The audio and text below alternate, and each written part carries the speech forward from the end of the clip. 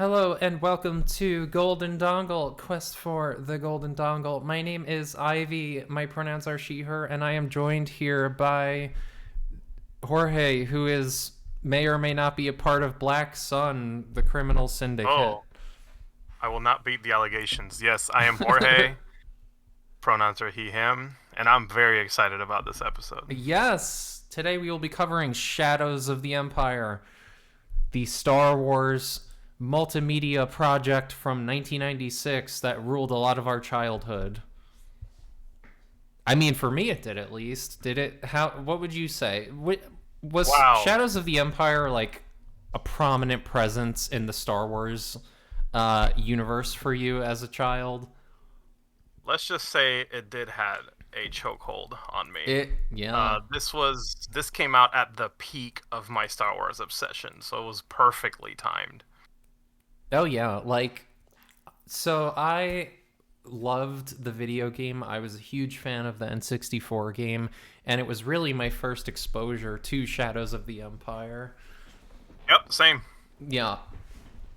N64 was a big deal at the time, and Did you have an N64? I assume you did. If you're I saying did. you I played did. the game. I did. I got it in '96 when it came out, or Nice. yeah, late '96, I guess. So that's So when we were both N64 kids then. Hell yeah.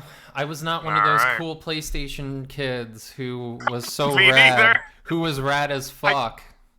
Everyone else We're was. very cool and playing all the cool RPGs. I know. Yeah, no, We I'm were not. so happy with our N64s. I was happy with my Mario 64 and Shadows of the Empire and not playing Final Fantasy 7.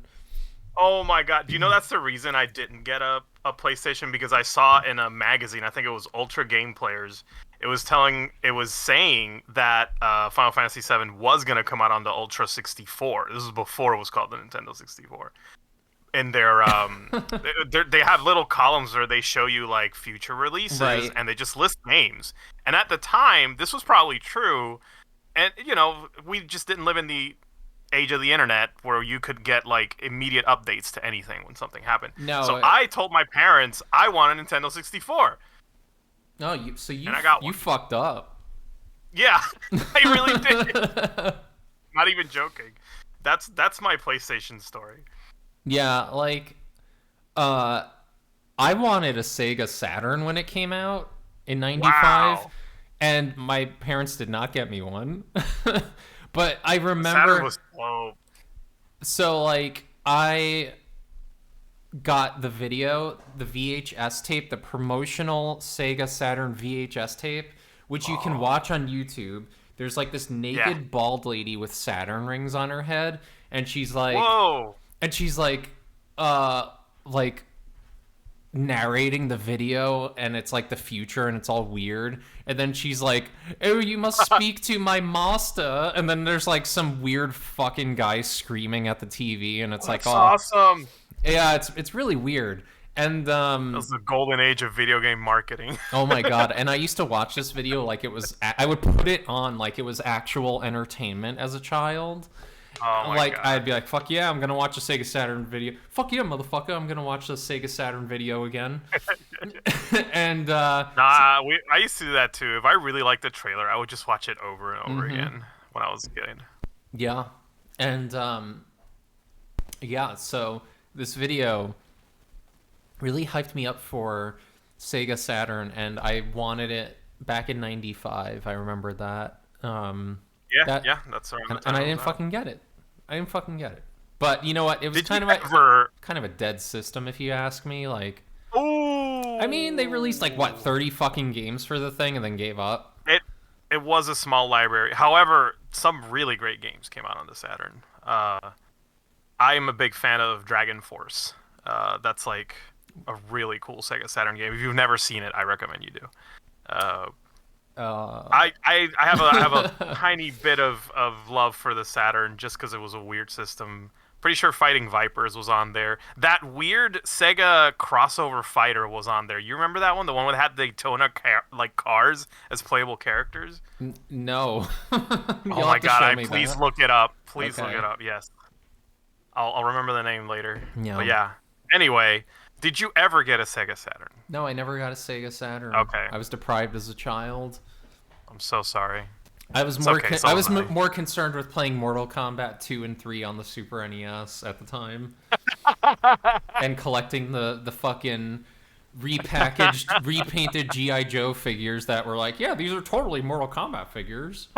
Oh my god, they did that for Mortal Kombat and Street Fighter. I remember Yeah, this. remember those pieces of shit? Yep. Yeah. It was great though, because you remember how the torso or the They had fucking pelvic rubber joints bands were in their like, stomach. yeah, so you could do the Tatsumaki, when you had those Street Fighter figures, you could do the hurricane kick.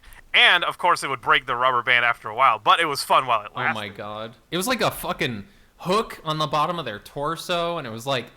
It's just tied to a rubber Yeah, band. and then, like, I had, like, the figure for fucking Reptile, and Yes! Smoke. I had Smoke and fucking Scorpion and Yes. Sub-Zero. I had all the fucking ninjas. And I had a vehicle, too. I had the fucking boat. There was a fucking boat, and I think that's what Reptile... I think Reptile came with the boat. Reptile had a boat? Reptile had a fucking boat for some reason. Wow. Like, fucking motherfucker's a lizard, right? But he has a boat. He could afford a boat, and fucking Johnny Cage can't afford another pair of goddamn sunglasses. Johnny Cage. Like, Oh, yeah. my goodness. Like, in the movie, he's like... Goro crushes his sunglasses. He's like, those are $500 sunglasses, asshole. True, I remember this, yeah. That's a good movie. Okay, Fuck there's yeah, a trilogy of video game movies of that time. I consider like the trilogy of video game All right, movies let's is go. Mortal Kombat, Super Mario Brothers, Hell yeah. and Street Fighter. Fuck yeah, Street Fighter's awesome. Fucking... I hate Street Fighter. I mean, I love Chun-Li in that movie. Ming-Na Oh, I plays see, her. I see. Yeah. Oh, Ming-Na's like... She, like, plays everyone. yeah. But yeah, out of the three, it's my least anyone favorite. who's vaguely Asian is going to be played by Ming-Na, Yeah, or at the voice time, at the acted, time it or was, voice acted. yeah, She's gonna voice act Mulan. She's gonna be Aki Ross in Final Fantasy: Spirits Right, Within. Oh my god, she was in Spirits Within! Yes, that's what I'm Her. telling you. You're totally right. And that lady was just vaguely Asian. She wasn't even like... And she's fucking Fennec Shand in Book of Boba Fett. Oh my god, That's yeah, her. and she's great. She's like the best part of that frickin' show. Oh, and you know, when I'm her age, I want to look like that. Like, that's what I want to look like. I want to be... She was the best part in a show that I deeply disenjoyed. I don't know if that's a word. What, Book of but Boba like, Fett? yeah, that was... It's a shitty show. God, I don't want to talk about that. It's a piece of I want to shit. talk about good Star Wars. Is that possible? Yes. We're about to do it. Yes, Shadows of the Empire. But before we get started, I believe Yeah. you told me about how it's like a lazy Saturday for you, and you got Oh. food, and you were gonna tell me all about your food and stuff. And Oh what... wow, yeah. So, today we decided to not go out, not do anything, which is why I'm recording today. Yay. So, just stayed at home, and me and Margot were like, it's our anniversary soon, so let's happy anniversary. let's eat something nice. Yeah, thank you. Let's see. I think what's 2020? Yeah, 14 years. 14 years. Wow, look at you. Yeah, and we were gonna go out on a nice date, but then Margot was like, I just want a pizza and I just want to watch movies. And I'm like, you're speaking my language. So, lazy Saturday, first thing we did as soon as I got up, I powdered myself and I got in the car and we picked up a pizza. Pizza. Yeah, I mean, And we came back. Sometimes that's like the best plan. I mean, especially when you're in your 30s. when you pass yeah. once you pass the 35 mark, all this sounds amazing. Just like getting I a know. fucking pizza and just being like, I have too many responsibilities. Oh my god, I was looking forward to it all week. That's how bad I got it. Like, you mean we're staying home this weekend? That sounds amazing. Right? It's like, with working and all that shit, it's like I can't. Sometimes I just need to not. I need to like unplug my brain a little bit. Like, I'm like, fuck yeah, I want to take a nap. Yeah, that's gonna be this. Like- I got some beer. I got some pizza. My wife- Oh, by the way, we yeah. got like Yeah. Deep dish Detroit style Jets pizza. I don't know if you're familiar I with mean, Jets. no, not Jets, but I know what Detroit deep dish is. It sounds good. Yeah, yeah, I love it. I love it. Best greasy pizza. Anyway, I mean, go greasy on. I pizza didn't is mean to great. interrupt. No, I was just saying like, no, that's sometimes like my wife and I, we go golfing like once a week, and then afterwards we're like, I'm fucking tired. I'm gonna lay on the couch and do nothing. So after we shower, we're just like, ugh. Is golfing that exhausting? uh, Pardon the silly question, I but I don't mean, know. going to the driving range is exhausting because you're just kind of like standing there and fucking hitting shit for an hour in the Memphis heat. Oh, okay. The heat, I understand. Yeah. Yeah, that's the main issue right now with the weather because it's like fucking 90 something out with like God knows what the humidity is. And that's why I wear hats all the time now because I'm just like sweating like a motherfucker and it gets in your eyes when you're trying to golf. I do hate that. Yeah. But actually being out on the range isn't, I mean, not the fucking range, the course when you're playing the actual game, a match. It's not super tiring if you have a golf cart, which we usually do. The first time I played on a course, we had hand carts that we were pushing around and it fucking sucked. Wow. Yeah. Some people do that. Like I saw some guys going around like these long ass stretches of golf course just walking, and I'm like, hey, good, you're getting a lot of good exercise, but it's like 100 fucking degrees out. I'm not gonna like do that right now. Yeah. I mean, Yeah. it's good exercise, like you said. Mhm. And it's Look at you, all bougie, playing golf. I know. Ooh, so fancy. I did feel like that in the beginning a little bit, but I think now I'm just feeling more like it feels like exercise sometimes, and Okay. and it's just fun to do. Like we really enjoy it, and it's kind of like being a Jedi and working on your shit, yo. You like fucking sharpen your skills and shit by practicing. My God. I like you would not think it's hard to swing a golf club, but like you have to train for that fucking shit. You have to keep your eye like and your head down, and you have to like stare at that motherfucker. And like, all right, that part I understand. Yeah, I mean, I don't doubt that there's skill involved. Yeah, I don't know. My neighbor plays golf. He has a little net outside. Yeah, we have that he one. practices with. We have one in the backyard. Yeah, there's golf balls everywhere. Yeah, I have like coworkers, and they're like, "Yeah, I live in a golf course. I don't play golf." I'm like, Oh, good. fuck you. Me. My wife and I would be out there every fucking day if we had a golf course in our backyard. Wow. Yeah. Anyway, Yep. it's fun. I've been enjoying it, and it's added a new dimension of not being depressed to my life, which is great. A new dimension of love. Is that a song or something? It's a Tenchi Oh, Universe okay. song. Oh boy, we'll have to do the Tenchi Muyo special. No shit. Are you into Tenchi too? Yeah, how could I not be? I fucking Let's love fucking Tenchi. go. Tenchi was my Oh my first God. harem anime. I fucking loved. Yeah, mine too. Okay, I love Tenchi Muyo, and Tenchi Universe was so cool because Tenchi Muyo, this will be just the quick thing. We'll have our episode on it, but Tenchi Muyo, Now we have to. Yeah. I loved Ryoko. I was a Ryoko girl. She's such a top. Like Isn't. Fuck Yeah, me, she's Ryoko. fucking top And then as hell, yeah. and then Universe. Oh, and she just like goes around with her tits out and stuff. It's awesome. And like I'm pretty sure she was naked at one point and just like floating through walls and shit. And Yeah, being she like, was nudie all the time. Yeah, and she's like, Tenchi, you look at my She didn't puss. care. She didn't care. But that was the best part about her. She just didn't give a fuck. Yeah, I love that. And then in Tenchi Universe, what was her name? Kione? Ione, the green hair. I liked her. I thought she she's was like cool. Mihoshi's partner. Yeah. And by partner, I do mean. The gays. Partner. They were both. They were. Oh they my were God, both you know it. lesbians. Those two Yeah. bickering at each other in the day, doing you know what at night. They were definitely a couple. So that's great. Good for them. I feel bad for Mihoshi though. I feel like she needs to. She can do better. You got it, girl. she can do better. Yeah, don't let her yell at you like that. Oh Come my on. god.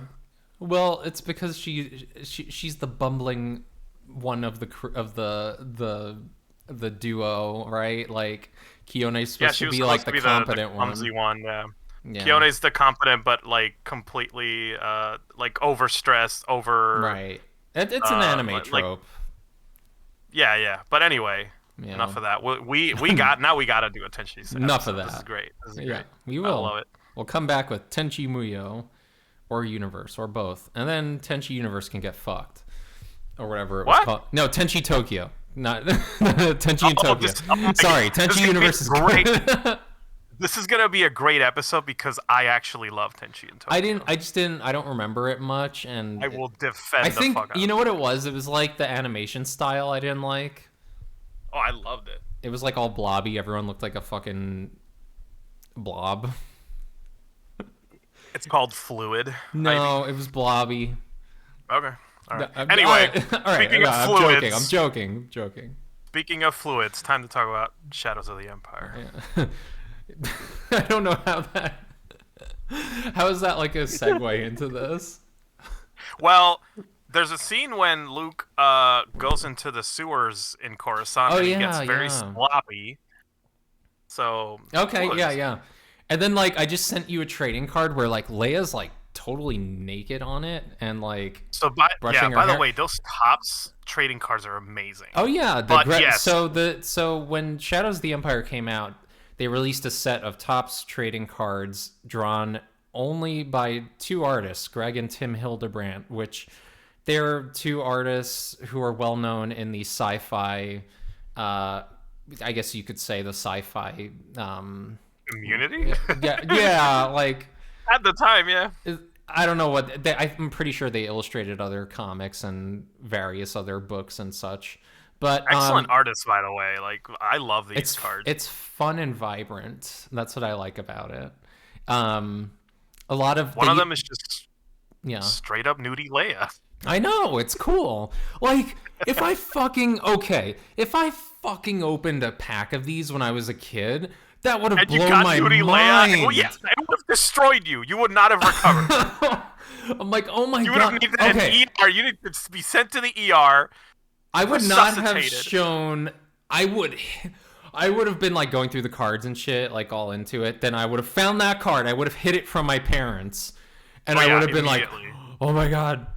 The adrenaline would kick in. You would run to your room, Yeah, hide like it under the bed, yeah, and sit like down and ponder how sinful and horrible of a person you are. I would have been like, yeah, I would have had thoughts about it. Things would have happened. But yeah, like these cards are really cool. And one of the things that strikes me about their art that I really enjoy is their use of blue and reds. They use a lot of blue in the shadows and red for the foreground elements, and you know, there's a lot of explosions on the cards and just a lot of red and blue lighting. I love that. It's very Yeah, a it's lot very of, contrasty. You know what I mean? Yeah. I love like very good use of warm lighting and cool shadows. I Yeah, think is what it's you mean, which yeah. is like great. It's a nice balance. Like the contrast of those two elements makes it pop and makes it look like, you know, just really vibrant. I dig that. Fantastic. Yeah. I dig a lot of use of purple because Yeah. Shadows of the Empire, I feel like purple was kind of the color for Oh Shadows yeah, of the yeah, Empire. because like they use A that lot for of the the logo. promos use that color. Yeah, and the logo used it. Look at that. Very nice. So this card is the one where Shizor's leaving one of his mistress's penthouses in Coruscant. one of Yes. his sluts hideouts. Yeah. Oh, so before we continue, let's kind of do a brief explanation of what Shadows of the Empire is and what its place so- is in the continuity. So basically, Shadows of the Empire is a story that takes place between Empire Strikes Back and Return of the Jedi. And it was a multimedia project that was comprised of a novel, comics, trading cards, a soundtrack that was composed by, I think... Joel McNeely. Yes, Joel McNeely. I have that fucking CD. It's amazing. Let me say the quality of this soundtrack is probably it's on par with John Williams and the original trilogy. I read when I read the comic book, I actually read it to that soundtrack, and it pairs hauntingly well with it. Like it's almost paced as though you're reading the comic. It's kind of amazing. And yes, like you said, I think out of all the Shadows of the Empire things that came out, the soundtrack had the highest production quality. Oh my god. It is on par with like a legit Star Wars soundtrack. Like Shizor's theme is fuck yes. Is like worthy of canon. It's worthy of being canon. It's so right there. It's right there in strength with Darth Vader's Imperial March. I would say Imperial March. It's so recognizable. And the thing about it is when they were I believe when he was approached, the conductor, right? The composer to create this soundtrack, I think he was told that, it's like basically compose it like as if this were a movie. Essentially what you end up with is a soundtrack to a movie that doesn't exist. So the whole what's the word I'm looking for? The whole ethos, I guess, of Empire Strikes Back. Sorry, Empire Strikes Back is a real movie. The whole ethos of Shadows of the Empire is that they wanted to create everything except the movie. So like all of these tie-in products kind of exist as a way to make you imagine a movie that exists between episode 5 and 6, almost to kind of like get away with the profitability of a Star Wars movie without actually spending money to make a Star Wars movie. Like there is a little bit of that. I could totally see that happening. But in a more good faith argument is like I think what they really wanted to do was hype people up for the upcoming special edition Star Wars releases. Yes, which were released the following year in 1997. And subsequently, the release of the first new Star Wars movie in, I would say, 30-some years, Phantom Menace. Yes. And actually, 25 years. Yeah, no, it was a long stretch. And the thing is, and I was all about this when they released this. Like, I looked at it as a legitimate installment in the series, and I still do. I still view it as canon, even though there has been a little bit of reorganization of the material, the supporting material in Star Wars into the legends. I was reading about that, yeah. Yeah, I don't really believe in that. I have thoughts on that too, don't worry. Yeah, I don't really, it's a hard sell for me to be like, yeah, all this fucking shit is legends now, and look, you gotta love Book of Boba Fett and the Acolyte and all this new shit we're throwing at you, but like, if you like Shadows of the Empire, screw you. Yeah. It's like, what? Like, go away, we don't want you anymore. No. You can't do that with Shadows of the Empire. Not really. Not after all the like good faith work that went into it. Yes. Why call it Legends when it supports the original trilogy so well? It does. It's the tie-in that was meant to be like part of the canon more than I think more than most of them. Right. Because such a concerted effort was made to bring this movie that doesn't exist to life as though it did happen. Right, exactly. And it's like so much work went into it, but even aside from that, the story elements actually make sense, and I don't know. To me, it's a fun story. And what I like about it is it explores new things in the Star Wars universe that we had seen a little bit of, but it really fleshed them out. One of those things is like the criminal underworld of Star Wars. We got a little bit of that with Jabba and Jabba's palace, right? But really, it's just like some drug dealer's mansion. Like, this is like full of spy networks and fucking mafia shit, right? Yeah. That's what Shadows of the Empire feels like. It's like if you combined The Godfather and Star Wars.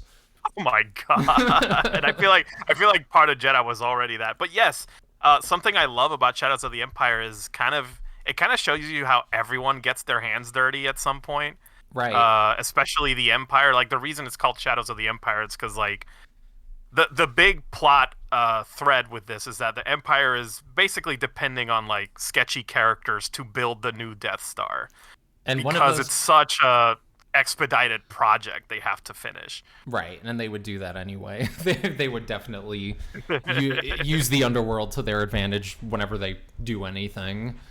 Yeah, but the whole time, a lot of the things that happen are like behind the scenes, which is the Right. cool thing about it. Like Darth Vader is doing things behind the scenes, the Emperor's doing things behind. Like they're never facing these things. It's just Right. So the like the strings are being pulled. I guess it's pretty cool. yeah, and they show some of that happening.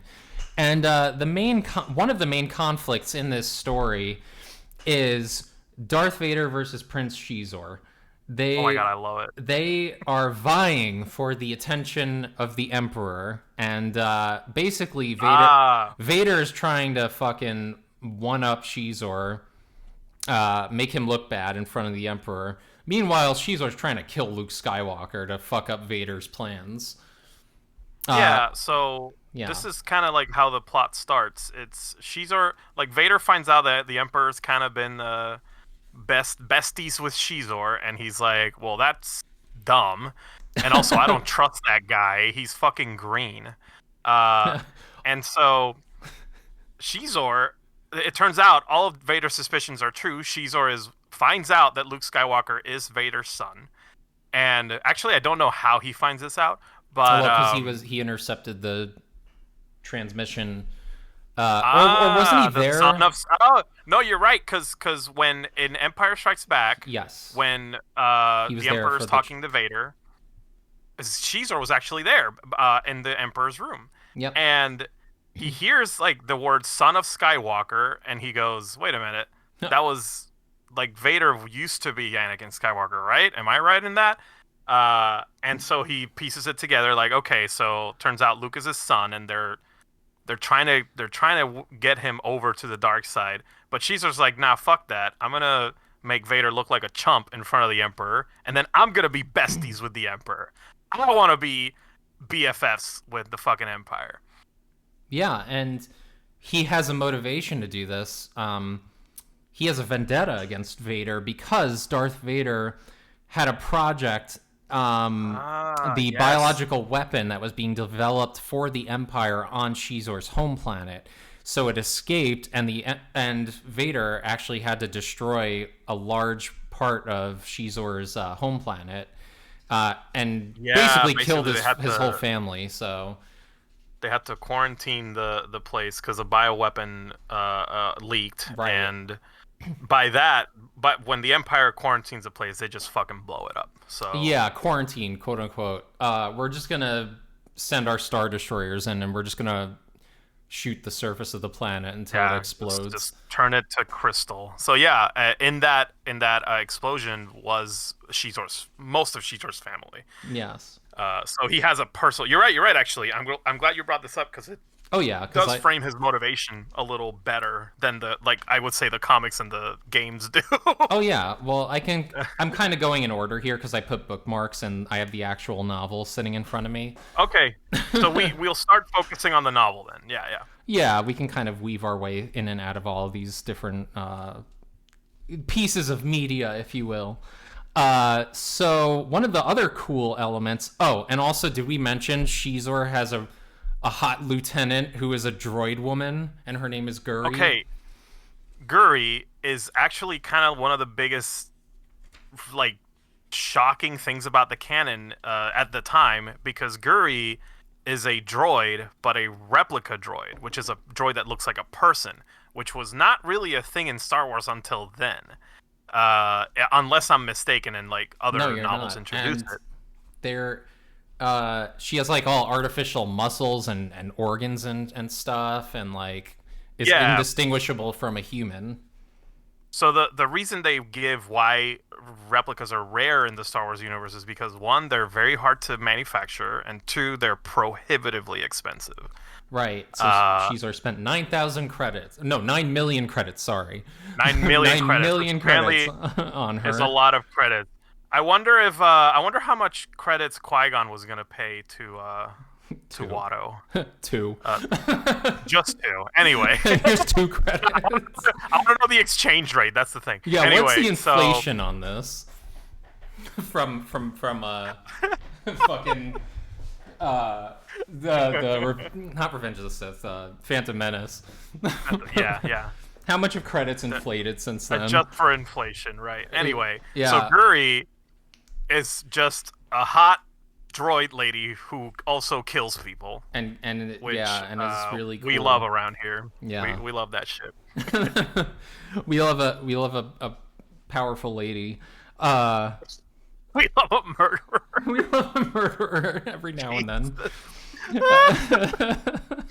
Okay. So one of the But other cool moments I bookmarked is when Luke is at Obi-Wan's old home and he's building his green lightsaber that we see in Return of the Jedi. So one of the things I liked about it was he used the actual plans that Obi-Wan had in a little manual in his home, and he forged the crystals in a furnace. I guess on Just the crazy. fireplace. And here's the thing: they're not the kyber crystals that are naturally occurring. So these are the, what do you call it? Artificial. You have to kind of make an artificial kyber crystal. Right.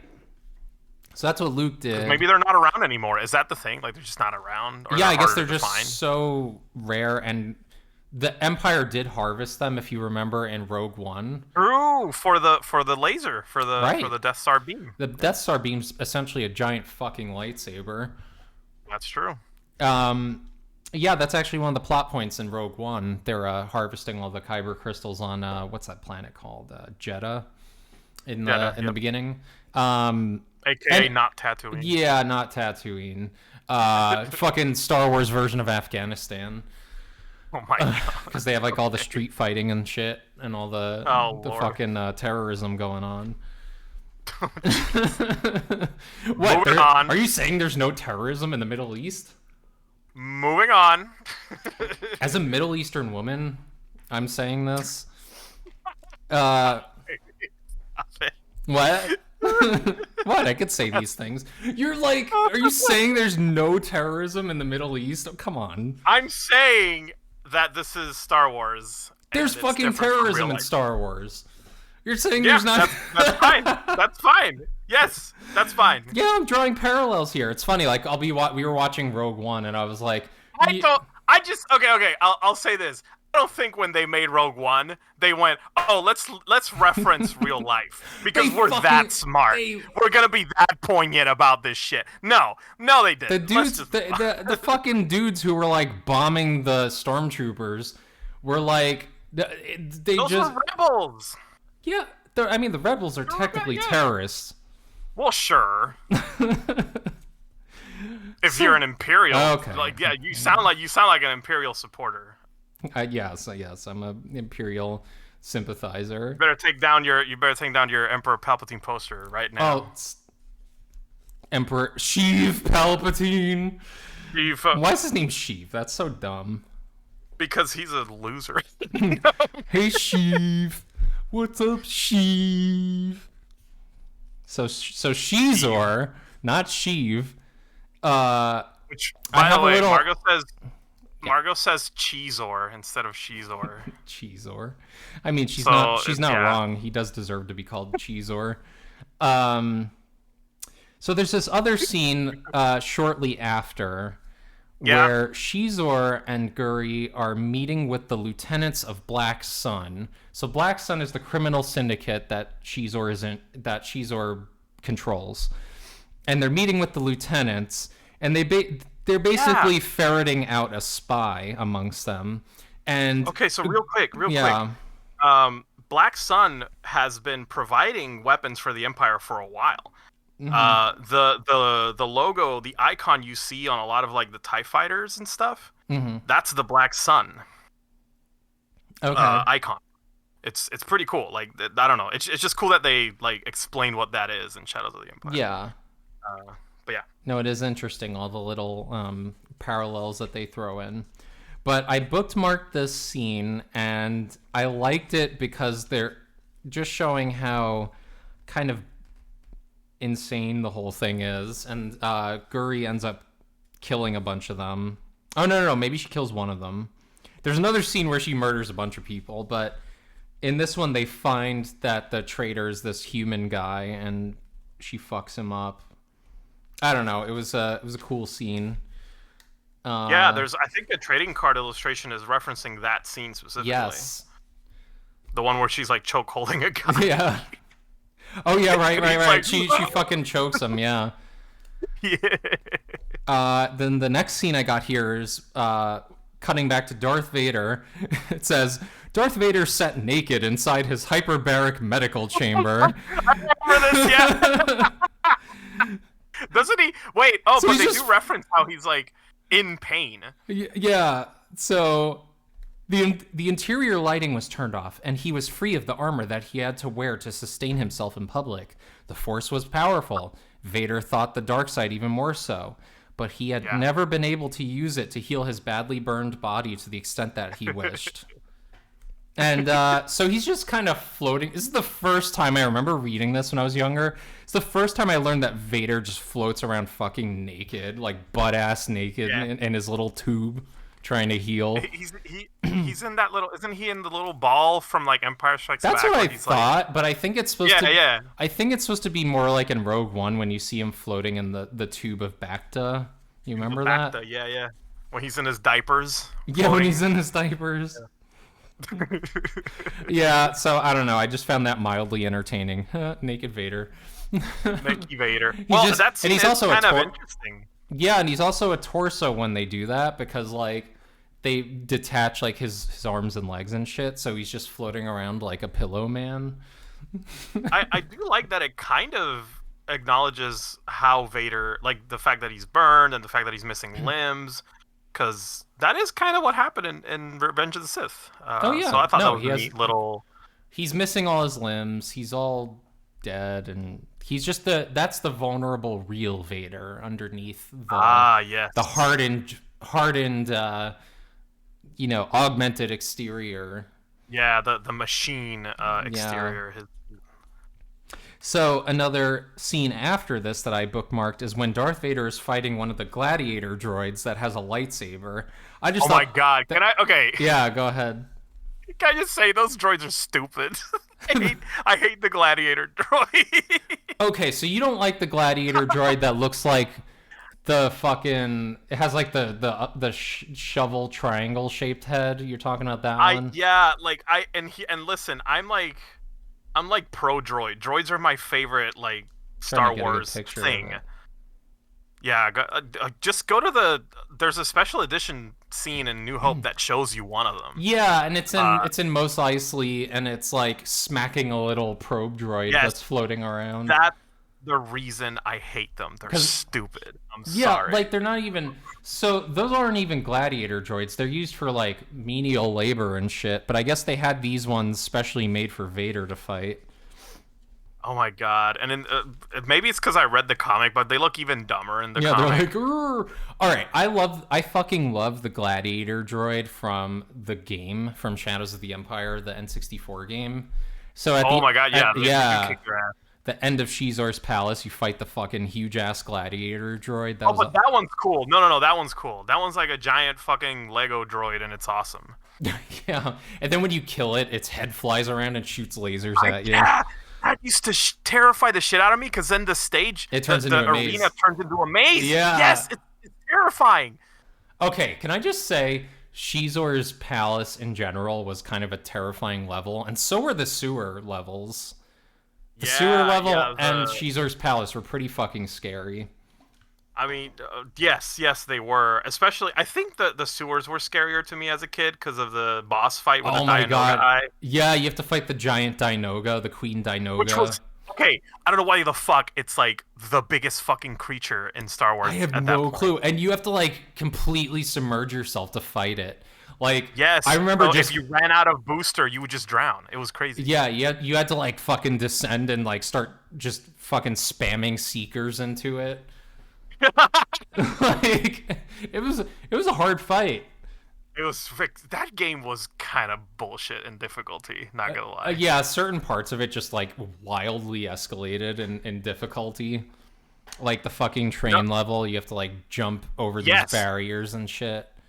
I was just about to say, you know how every game has like that one part that's kind of the test between like casuals and like, are you committed to this or Right. not? And the fucking Ord Mandel train is the first part, and then the IG-88 boss fight is like, okay, how committed are you to this game? Right. And it's like, oh my god, the IG-88 boss fight's hard because it's this stupid. it's a tiny ass arena, and he has this fucking insane mobility where he can just like jump over walls and shit.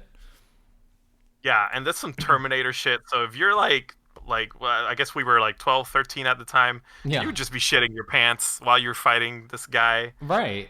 Terrifying, won't fucking die, can kill you in one hit if he flamethrowers you. It's crazy. Yeah, he uses the pulse cannon on you and shit, like the Oh my purple god, yeah. thing. Yeah, it's wild.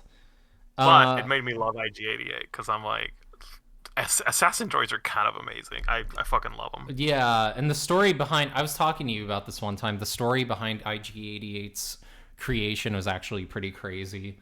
Like, Yeah, you worked on me that. yeah, so basically there's 5 units that were created, the IG units. In the lab, they immediately activated themselves, and the first IG-88, I guess. Well, actually, it was like IG-88.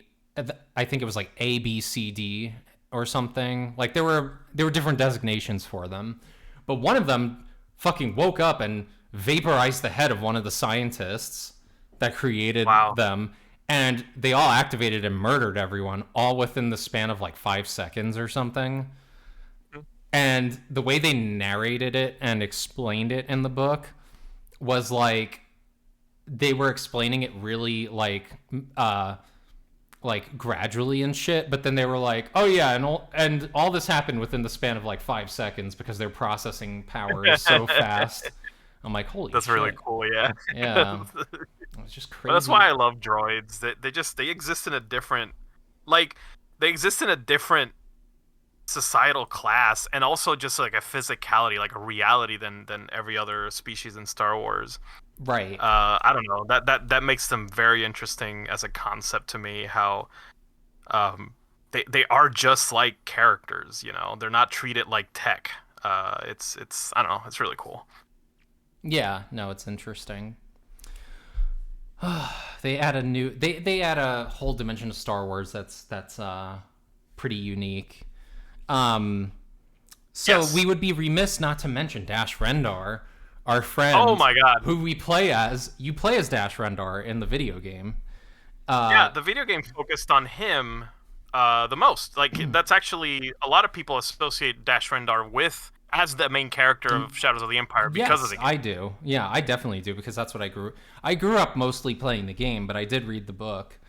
But another part that I did bookmark here is when I think it's Leia talking about, or no, rather it's Lando explaining to Leia about Dash's past and how he was in the Imperial Academy and how he came from a wealthy family and his older brother was a pilot who crashed a ship into one of the Emperor's buildings. Yes, I remember this. Yeah, so basically his whole family just like fucking got blacklisted by the Empire. And Yeah. so Dash, like, you know, fucking sucks. And their family's property was seized and they were banished from Coruscant. So, and they kicked him out of the academy. So it's like they basically the Empire fucked over his whole family. So he became a mercenary. So Yeah, all of that, and yet he doesn't want to join the Alliance. I don't know. Dash Rendar, to me, Dash Rendar is like equal parts cool and equal parts lame. Yeah, he doesn't have the heart of gold as much as Han does. No, and I Uh, guess he can't because they can't just do Han Solo again, even right. though they just did Han Solo again. He even rides a Corellian starfighter, right? Like Yeah. the Outrider is a Corellian type.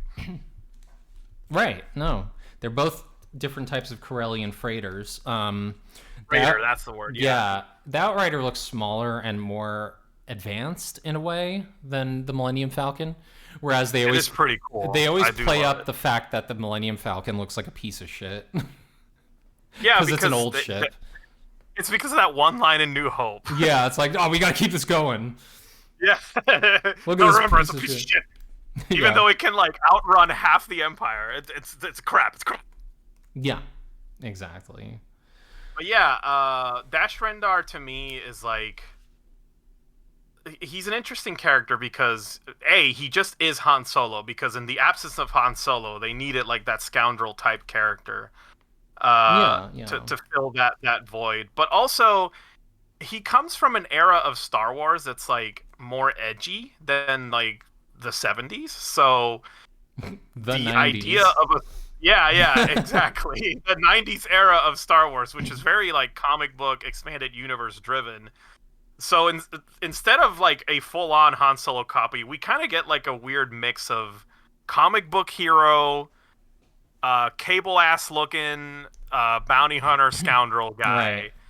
guy. He does The look like trading Cable. cards, yes, the trading cards kind of drive this point home. How he's just like roided up muscle man, like cool as fuck. Like, Cool as look at fuck. me, I got a gun and I'm shooting people. I'm so edgy. I'm the like kind of just rebranding the Yeah, he hero was. in Star Wars. It was like Han Solo if he was an edge lord in the '90s. Exactly. Yes. If he was like the '90s comic book edgelord, which that again, it's like equal parts cool because he does have that like ham-fisted like just character specifically designed to sell toys value to him, which I do appreciate. But then Oh, also right. there's just something really lame about that. Speaking of really lame, like fucking merchandise, you sent me that like picture of Shizor, the fucking vinyl figure of him, where he's like Finally, fucking yeah, laughing and touching his chest and shit.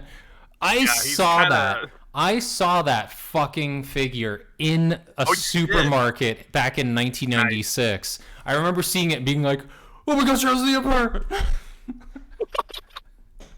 Did you get it? Oh my gosh, Shadows of the Empire! No, I did not get it.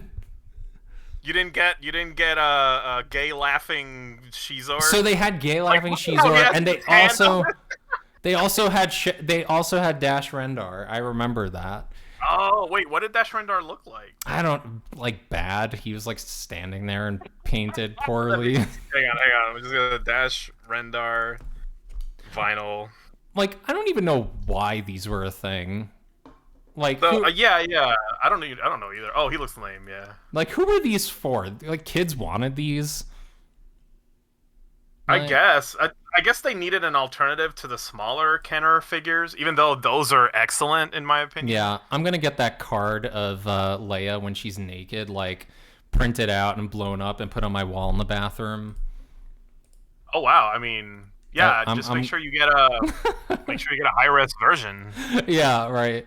I gotta hunt that down. But So yeah. Continuing.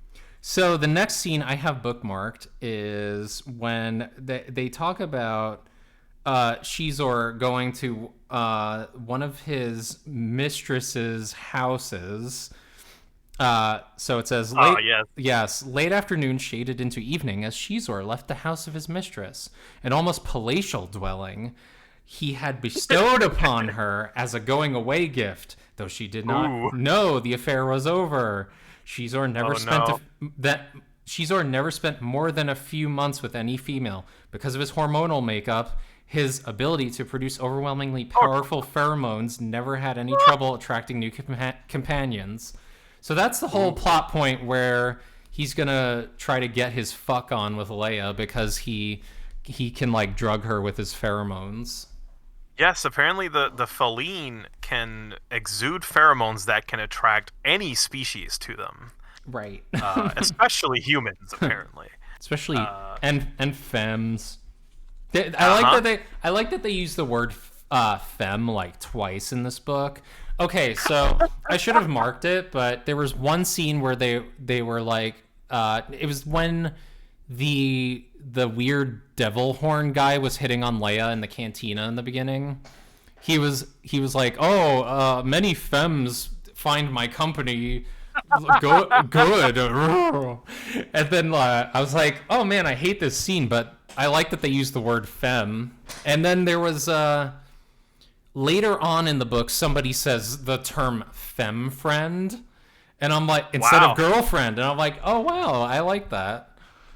I thought it was very progressive of Star Wars for 1996. I know they were just like incorporating different species in the terminology, but they inadvertently became progressive by using those terms. What I like to call accidentally progressive. Yeah, retroactively progressive. So I like This that. is not intended at all. In fact, I think the way they use it is a little more like reductive. But in the context of today, yeah. Yeah, no, it's interesting. Like, there's a lot of things I like in this book like that. A lot of creative use of language and stuff to fit the Star Wars universe. You know what I mean? Yeah. So the next scene I have is, let's see, talking about the Emperor's skyhook. So the concept of skyhooks I thought was really cool in this story. I was actually going to ask you because this is one thing that kind of got lost in everything but the book. Mm-hmm. The game doesn't explain what the skyhook is, and neither does the comic. In fact, the comic completely glosses over it. Okay, first I'm gonna rag on the comic a bit here. Okay. The fucking comic half-asses a lot of the story in favor of inserting Boba Fett into the story. I don't see the problem. Yeah, because you probably are a Fett fan, but here's the thing. Wait. What? I used to be a Fett fan. I used to be too. Okay. At this time, I have to say, Boba Fett was the coolest motherfucker in the 90s. Yeah, this was peak. Okay, so I'm gonna say this, Ivy. Full disclosure. Mm-hmm. I actually like the comic. Do you? I thought it was neat. I actually enjoyed it. However, ending kind of sucked. However, I won't defend it. Yes, the ending was bad. I won't defend it because it has a lot of problems. It fails to explain not just the skyhook thing. They fail to explain how Shizor knows that Luke is Darth Vader's son. They fail to explain things like, they also introduce lame characters to kind of make sure that. Yeah, I hate Jix. I fucking hate Jix. Because he's just kind of a grunt that works for Vader. It's like if Dash Rendar is Dollar Store Han Solo, Jix is Dollar Store Dash Rendar. So it's just so many convoluted levels. It's just like, we don't need this shit. But the comic needed to explain how Vader is pulling the strings, and they figured out a really lame ass way to do it. Yeah, that's very poorly done. But I agree with you on I agree with you on all of those points. You've made a lot of good, valid points in regard to the comic and how it's good as a quick summary of Shadows of the Empire. So the thing is, when I was reading the scene when like IG-88 ambushes Fett, and then the rest of the bounty hunters from Empire Strikes Back, like Forlom, what's his name? Yeah, Forlom. Zuckuss, the lizard Bosk. Yeah. Like they're all on his tail. That shit was amazing. That was fun. Like I liked having all the bounty hunters there vying for, competing for Han Solo and the payoff from Jabba. I like that. But there was for please let me finish, because like sorry. For a moment I was transported to a time before the prequels, before the sequels, when I loved Star Wars. I was like, holy shit, this is so fucking awesome. Like the 14-year-old in me was like giddy, like, oh my god, it's and they're gonna do it. And when Forlom reconstructs himself to like fight Boba Fett again, that was fucking awesome. Oh yeah, that was rad. I always And loved Forlom. He's a cool character. like for like a total of maybe half a dozen pages, the comic actually looked good. Like I know the lighting was very dramatic. Like they had a good artist. So there's every panel with Boss looked great. Anyway, that's it. That's all. no, I it's great that you found a moment to like kind of come alive again. Yes. I love that, and I honestly get that from Shadows of the Empire as a whole. Yes. It does take me back to when I was a kid because it had such a prominent place in my childhood. Like, it was one of the big supplemental Star Wars releases that came out at the time that was new. Because, they were doing like, they had, in 95, they had the THX remastered VHS tapes, which I got. That was my first exposure to Star Wars. So it was like the original cut, but it was remastered. Then they did Shadows.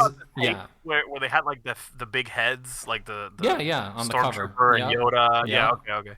So I had that VHS trilogy. Then then Shadows of the Empire came out in between that and the special edition. So it was really our newest content that we got until 99 when we got the Phantom Menace. So I think it has a special place in our hearts. It does, yeah. But yes, continuing, we have a scene where Guri confronts this shipping company, these people in charge of a shipping company that is competing with Shizor. And so she's meeting with them in a room, and she just ends up murdering all of them. Is this the one where she's throwing a guy in a chair? She kicks a guy across the room who was sitting in a chair. So he and the chair go flying through the air. Yeah. Okay, I think the trading cards depict this moment. There is, and I will be... For everything we're talking about, I'm going to be adding a visual component to the video. Thank you. Yes, thank you.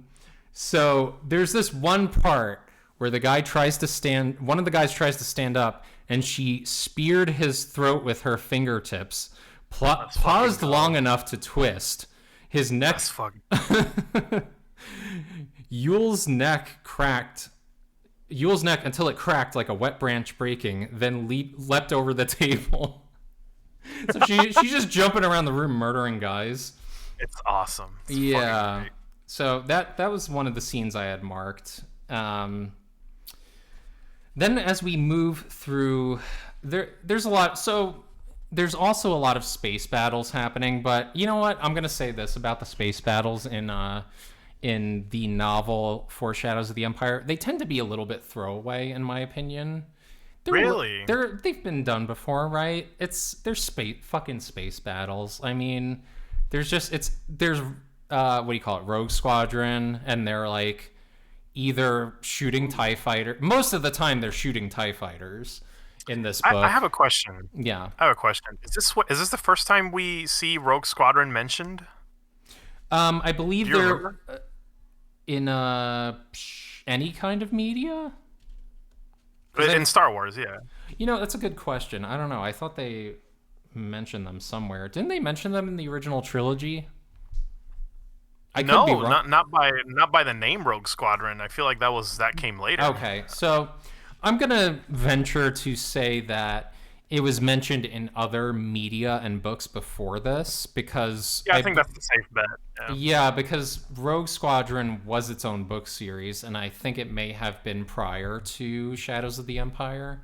But that's cool because it's like even before we had this whole the thing that Disney obsesses over. We're trying to tie in everything to everything just because they want more money. Right. I feel like back then the expanded universe was so it wanted to be symbiotic. Like if something was mentioned here, then let's put it here. Just to build the world, make it bigger. I thought that was always cool. They did do a lot of that here. I think there were a few instances where they mentioned. There's actually a couple of scenes where they mentioned they'll be talking about Darth Vader. And they mentioned his lungs are all burned and stuff, and Obi-Wan's the one that did this to me, and like stuff that's very prescient of Revenge of the Sith, and I Which is like, great. yeah, I love when those things like and the fact that like I think this is the first time we see Coruscant so illustrated and depicted, yes, right? Like it was. again, these are things that are in the prequels, but the prequels didn't even happen yet.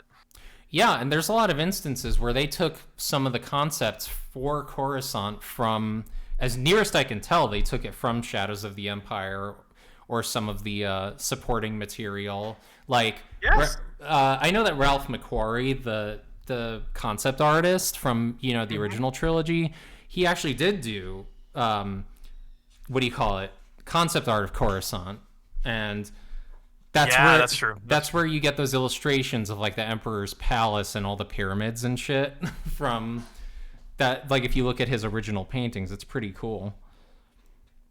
That is Um, true. Yeah, I do have one of those old Star Wars world dictionaries from yeah, like I have that too. the 80s. Okay, yeah, you know what I'm talking So yeah, I about. have one from the late '90s called the Illustrated Star Wars Universe. I think it's from Oh, that might be the one. '96 or '97. It's a pretty And thin. yeah, It's a pretty thin book, but it's full of Ralph McQuarrie's concept art. So it's yes, pretty neat. predating predating the prequel trilogy, which again, it's really cool to see these concepts exist before they became like film present. Oh yeah, before they just became staples of the Star Wars universe. Uh-huh. Um, yeah. So the next part of the novel, Oh, yes. real quick, Ivy, before I was gonna say the abridged one thing so I did listen to the abridged audiobook, which Mm-hmm. unfortunately cuts out a lot of things. Oh wow.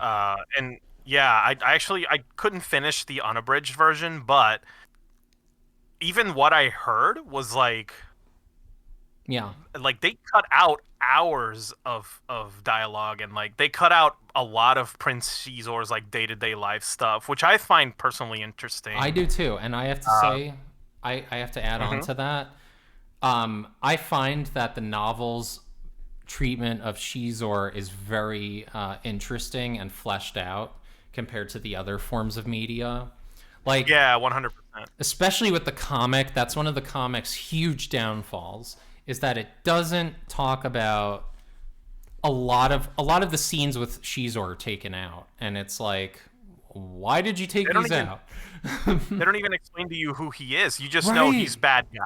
He's the bad guy. That's all you know. They didn't even explain that Uh, his family and planet was destroyed by Darth nope. Vader.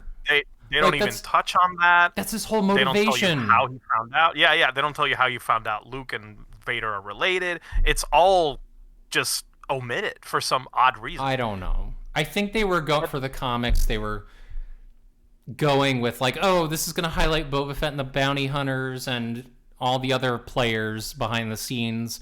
And if you want the full experience, you got to read the novel too. read a novel too. Play the game. Read a novel. Play the game, Listen to read the this novel, contract. live the game. Feel the magic, live the game. Oh my god. So okay. So real quick, what I was gonna say. One thing I did like about the abridged audiobook is that they implement a lot of soundtrack and sound effects to it. Ah, So a the way nice they immersive narrate the space, experience. yeah, it's actually really well done. Although the narrator is really cringy when he tries to voice Lando and Leia, Oh god. but other than that, uh, yeah, you could see how that goes. I've Not I great. yeah, unfortunately I've heard some questionable narrations. Yeah, so but the thing I did love about the abridged audiobook is that when they go into the space battles, they are fully they are completely edited with sound effects. Yeah. Uh, and it makes you really appreciate the way they're written to make sense. Like you can actually picture it in your head when you hear the sounds and the narration at the same time. So I give them props for that. I think they did a good job of if the abridged novels had an advantage, Hmm. is that it's that. Like they really try to create an immersive experience.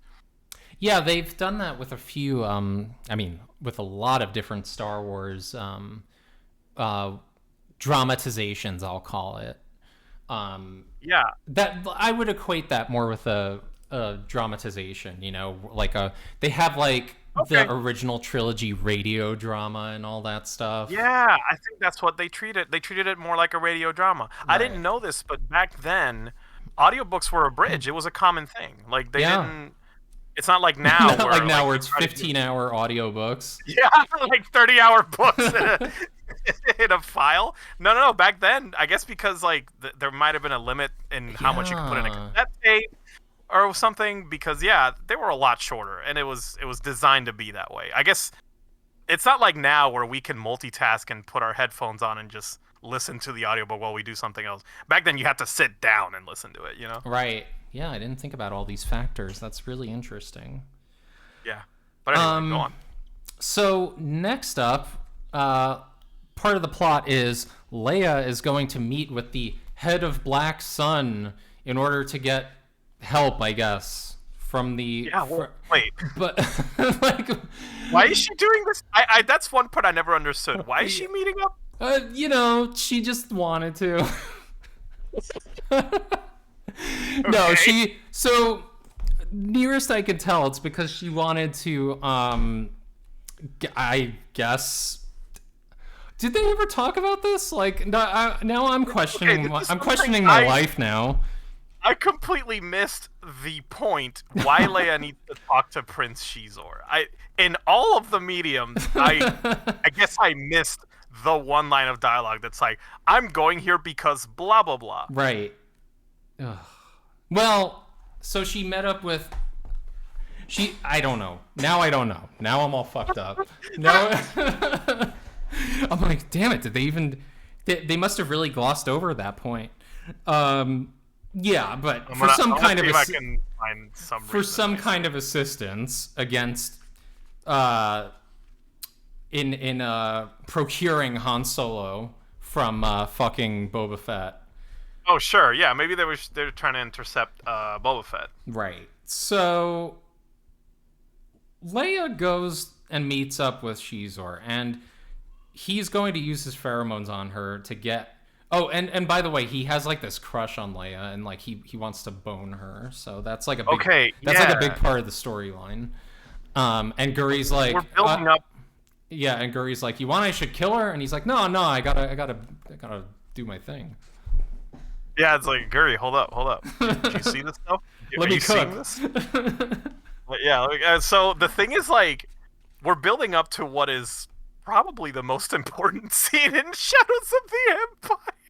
Okay, Oh my so God. basically, Leia goes and meets with him in his fucking bedroom, and she's wearing like a dark bodysuit with a transparent green dress over it, and so she's like ultra sexy for no fucking reason.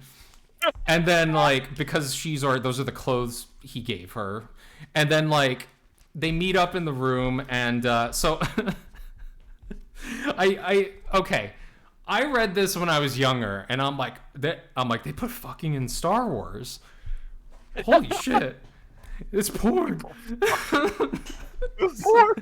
So they kick off chapter 28 with this. So You even know the chapter by number. I do. I have it marked. Shizor pressed his lips against Leia's bare shoulder and felt her shudder with pleasure. Let's go. He had her now. She was his. If not in mind and spirit, then certainly her body belonged to him. He was a little they not only disappointed in how easy it had been. Ah, well. Oh! They not only put fucking in Star Wars, they put monster fucking in Star Yeah. Wars, which is like He next reached level. for the closure of her dress. Then Ooh. then Chewbacca proceeds to interrupt their fucking. Damn it, Chewbacca. Yeah, so like he gets down to like kissing her and feeling her up and taking her clothes off, and Chewbacca comes in, and he Oh, by basically the way- saves Leia. So By the way, the panel. Please put this in the You know I panel will. when Chewbacca walked in the comic. It was 4 a.m. I was alone in my room and I was just dying laughing. It's like the goofiest Okay, I'll describe fucking it. Chewbacca I've ever. I'll describe it before I put it up. So Yeah, for the Chewbacca's audio. like grunting and roaring and sliding the door open, and he's got this fucking flat top buzz cut, Like the top of his head is just a fucking 90 Yeah. degree angle and just flat. And it's pretty hilarious. And his expression, he kind of looks mildly pleased. It's like a badly traced drawing. I think they took a frame from the movie and just traced it. Something But happened. It looks bad. Okay. I don't know. It's And then there's like this high or something. right, and then there's this other panel where Leia's trying to create a distraction away from Shizor, and the way they drew Shizor, he looks so fucking weird. He's got like a human-colored peach face with a green body, and he's wearing like a flowing dressy dress garment, like literally looks like a dress. Yeah, I have a question, Ivy. In the novel, do they explain that Shizor's skin color changes They when do. he's horny? So Okay, he so that's what's changes going on. to like a reddish color when he's Ooh. horny. When he's horny? Yeah, when he's ready. When he's ready to get his lizard cock out. Like, yeah, okay. They started this shit. They started this fucking shit. Tell us what his cock looks like. Listen. I have a funny thing to say because, like, Okay. I was reading the Wikipedia article yesterday, right before going to bed, just to kind of like get a little more context out of the whole project. And apparently, wait, remind me again, who's the author for the novel? It is written by Steve Perry. Steve Perry, thank you. So Steve Perry apparently was told that Shizor and Leia should go all the way. Like, they should fuck straight up. No way. And Steve Perry was like, no. This is Star Wars. Children will be reading this. Like, Well, not just that. He just felt like it wasn't in her character to cheat on Han like that. You know what I mean? yeah, Like, I don't like that either. Like, okay, so then Shizor was doing her missionary and he was inside her and he was thrusting. Like, what the fuck? I don't think they wanted to it to be graphic, completion. but they wanted it to go all the way. Yeah. Shizor ejaculated. Yes. You see what I mean by fluid? Like that I Shizor hate this. just wants to exchange fluids What have we with done? humans. Is Shizor like? Does he have a fetish for like human women? Is that what's going on? Like, I think he enjoys all types of femmes. oh, okay. I think he's a femme enjoyer. I mean, Like how? most Okay. relatable part of him, I guess.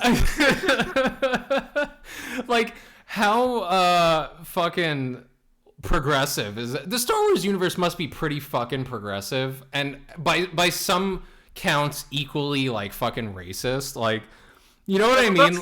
Like, Yes, I do know what you mean. yeah, I saw right. Phantom Doesn't Menace. it give? Isn't it giving that? It feels like the Star Wars universe is giving intense racism and progressivism. Well, when it comes to sexuality, because I guess sci-fi and sexuality, like, it kind of it kind of just stumbles itself into progressivism. Yeah. Whereas, like, because you got like blob it monsters. also stumbles. Yes, like if you want to fuck a blob monster, that's fine. Go right ahead. Buddy. Yeah, people are all about that.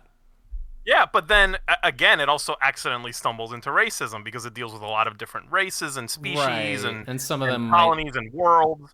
Yeah, it's really interesting, isn't it? Yeah, and I think there was something I wanted to bring up about this, like the oh crap, oh no, I forgot. No, I you'll forgot. remember. Anyway, let's just keep going. Then. Yeah, I'll Yeah, remember like that. bottom line, yeah, no, Shizor's Oh, definitely. I was gonna say. Yeah. Sorry, I just No, go ahead. remembered. I was gonna say I kind of prefer this accidental progressivism. It's fun. I love that it's open to interpretation and shit. Yeah, I think that's what it is. Like, it's not. There's no like strict definition. Like, because something I don't like about current Star Wars fandom is this like divorcee parent fandom where it's like, well, who gets I get this child. They're mine. So all the fans are just arguing about like Divorcee who. parentism. Oh Lord. That's kind of how I feel like fandoms are now. Like, does it belong to me or does it belong to the other angrier fans? You know what I mean? Like, it's It I don't belongs know, to I you. kinda, Fuck this fucking Yeah. fucking what are they? They're so that's what I'm uptight. saying. Yeah, that's the problem. Like, there's always this idea of what Star Wars should be, but no one can ever give you like a straight answer. Yeah, like, Anyway, here's the I kind problem of with prefer that. this. I agree with Yeah. you. And here's the problem with that. When you're like, what Star Wars should be, what you end up doing is limiting what it is and what it can be. Ironically, yeah, you do. And we see that a lot in these new TV series that come out. I just finished up The Yep. Acolyte recently. I did not Oh, like I it. haven't watched it yet. Oh, I did not like it. okay. Parts of it were okay, Now I'm but as bummed. a whole, I did not like it. 'Cause I was gonna watch it. I was kind of excited. You But I'm should, like, and you know what? Alright. Maybe you'll enjoy it. I don't know what you'll think of it, but you know, after we can talk about it for sure after you're done watching it. Oh, go. Yeah. I'll try to give it. The thing is, I'm dragging my feet because I am kind of fatigued with Star Wars lately. Yeah, there is a little bit of fatigue setting in, honestly, with all this Yeah. extra material. So the only other things, But anyway. I'll just blast through this, and then we could just do like a free form, like let's just nerd out about Shadows of the Empire some more. But they mentioned Shizor's personal ship, the Virago, which I I love think, it. yeah, it's a cool design, right? It's like an X. So fucking cool. Yes. It's like a different type of X-wing. It's an X, but it's different. I love it. It lends itself well to polygonal N64 graphics. Yes, So and they had I don't know, the. it's I think they called them the Viper starfighters, like as the generic term. yes. Uh, Fucking cool. but yeah, but Shizor's is the Virago. Hang on. Did you make a note of Guri's starship? No, what's that? I don't remember. Have you seen it? No. Please look it up. It's literally an hourglass shape. Is it? What's it called? Hold up. I'll look it up real quick. Guri Starfighter. She has like a Corvette too, and she kind of lets. Oh, the Stinger. The Stinger. The Gotcha. Stinger, and I'll send a photo. It's just look at it. Oh yeah, I see it. It's horny. It's horny. It's a little penisy. It's a little hourglass, but it's also a little penisy. It's horny. That's all it is. Yeah. Yeah. Oh, another interesting aside. Do you think Shizor has fucked Guri? I actually don't And would you think so. and I would think you that's- classify that as masturbation? Wow. Well, in the hypothetical that he would, because I'm very pro droid, I would consider that a two-way relationship. Okay. But canonically, I think Shizor and Guri are extremely professional, which is Yeah. something I personally find even hotter than if they were fucking. Like, Wait, so you there's- like you like the tension that's there is what you're saying? Absolutely, the tension is more hotter for me than like if they actually. So I don't know if have you ever seen Gundam Wing? Yeah. So course. the scene when Treize I know is the taking a scene. bath in his like Greek fucking like, Yes. I know the scene. and Lady Un is just standing Yeah. there, just doing nothing, Yeah. is so fucking horny for me. Like that's just one of the hottest fucking scenes in anime, Wow. in my opinion. I don't know why. It's the tension that makes it more exciting. No, I get that. It's atmosphere. Yeah. There was also that scene where Zex and Noin, was that her name? Noin? Who's that? Noin is the blue hair lady. Noin, She yes, has kind of Zex and short Noin. hair. They're at a bar. Yeah. They're sitting there together, and she's tapping his sword with her sword. You remember that part? Oh my god, I forgot about that. Yeah. That was a little throwing a little kink in there. I mean, it's great. Yeah. When it's tension, I think it's better than if they actually went forward with it. So, But yeah. we end the story with the Skyhook battle. Oh my god, it's kind of awesome. So in the Shizor novel. flees to his Yeah. Skyhook, which is essentially like a giant base. Oh, and please Darth explain Vader. what skyhooks are. Yeah. For briefly. Hmm? Please explain what skyhooks are briefly. I think we didn't get to. So Skyhooks are kind of like a mix between. It's kind of like a base in the lower. I guess you would call it the upper stratosphere, right at the edge of space. That's tethered back down to the planet. I think by some kind of steel cables of some kind. I don't know, but essentially they're floating space stations / bases that are in the upper stratosphere on a planet. And the Emperor has a really bitchin' Skyhook, and it has a really fantastic garden in it. And Shizor, there's one part earlier in the novel where he's in the garden and he's like, fuck, I gotta get this guy's gardener. And he does. And the Emperor fucking makes the gardener, kills the gardener. Wow. Because he is going to work for Shizor, but he does it and frames it like an accident. And he's like, fuck, sure is a fucking shame that my gardener died on his way over to you, isn't it, pal? I'm glad Palpatine is setting some boundaries, because something I don't like about his character is how he's like really buddy with Shizor. I don't like that. Yeah, he's like, bleh, but Shizor, bleh. Yeah, at least there's some boundaries. I'm glad. Yeah. Good for him. No, that stood out to me. I gotta get this guy's gardener. He's too good. I like the Shizor impression. Oh my god! So I took that impression I took from. Have you ever seen the show? I Think You Should Leave. It's on Netflix. I've seen part of it. It's a sketch comedy. So that's one of the. That's one. I think it's season 3. There's one quote where he's like, I gotta figure out how to make money off of this. It's too good. So that's the gardener. That's where I came from. Yeah, that's what I used for my basis of Shizor. Yeah, so there's that scene with the Emperor Skyhook in the beginning, and then we see... So when he saw Leia, he was like, I gotta get that pussy. It's too good. I gotta bang her. I really want to. So, yeah. I'm like... So he flees to his Skyhook. Meanwhile, Darth Vader is on his Super Star Destroyer waiting to fuck up Shizor because he intercepted... Oh my god! He intercepted Shizor's transmission where he stated that he wanted to kill Luke Skywalker.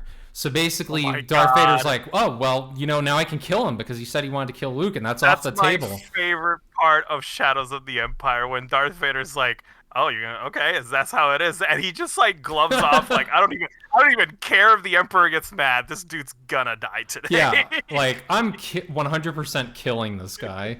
So he gives him 2 minutes to deliver. Oh my god, that is so good. Yes. 2 minutes. He gives him 2 fucking minutes before he blows him up. up. Reasonable time frame. Oh, I love it. So wait, what did he give him 2 minutes to do? I forgot. To surrender himself. Oh, just to surrender? Okay, that's all he wanted? Yeah, like, and he doesn't fucking do it, and he gets blown up. And then they kill off Dash Rendar in the novel. In the novel, mind you. So a piece of shrapnel allegedly crashes into his ship, and there's an explosion. However, if you've played the game, you know that he secretly faked his own death in the Skyhook battle. Yes, I was going to say, there's only 2 ways to know that Dash Rendar survived. Number 1, get the secret ending in the video game. Yes, I love that. Number 2, the trading card tells you that Dash Rendar faked his death. So, yeah, and it makes sense that he did, I guess, because he was such a high profile, what do you call it? Like, enemy of the Empire, if you will. At that point, yeah, he's like, you know what, I'm out of here. He probably just adopted another alias and went somewhere to live his jolly life. Yeah, but that is the end of the story for Shadows of the Empire. And let me bring up some things I liked about the marketing blitz about Shadows of the Empire. One of the things that I enjoyed as a kid was the 2-pack action figure 2-pack that came with the Shadows of the Empire comic book included. Oh, yes. They did a few of these. They did. The one I had was Boba Fett versus IG-88, and it came with the issue of the comic that dealt with the bounty hunters, which I liked. Can I just say, that's a really... first of all, the packaging is great. It is. And I love the cover for that. Oh, by the way, I should mention, even though the art in the comics is kind of crappy, just trying to be nice about it, but it is crappy. The cover art is fantastic all around. It's phenomenal. Even the alternate covers are great too. Oh yeah, they have one really cool covers. They have like a painting of Luke fucking cutting up these lizard guys that tried to kidnapped him at one point in the story. Yeah, and it's one of my favorite scenes too when he's like, because I don't know, I like this again. Reading the comic and the book, I was kind of transported back to a prequel Star Wars era where like the Jedi were mysterious, and it's like so cool to see Luke and be like, he's the last Jedi. That's so like he's the last one that uses a sword. It's so cool. Wow. And Right. the lizards are like they can't fight him because they're like we don't know what to fight. It's fucking Jedi. It's crazy. Anyway, yeah. Yeah, and that was the cool thing. That's why Luke was so fucking cool in the original trilogy, because he really was our only reference point to what a Jedi was. And we were going on this journey with him, you know, and it felt like we were Luke Skywalker, you know. It was cool. Aww. Yeah, it was pretty neat. I always wanted a lightsaber. It's one of the things my cousin and I did in the 90s. We tried building our own lightsaber handles, and it was cool. Oh, just like Luke. Holy shit. Yeah, it was cool. Went in her basement and like found junk and like put it together and tried to make it look like a lightsaber.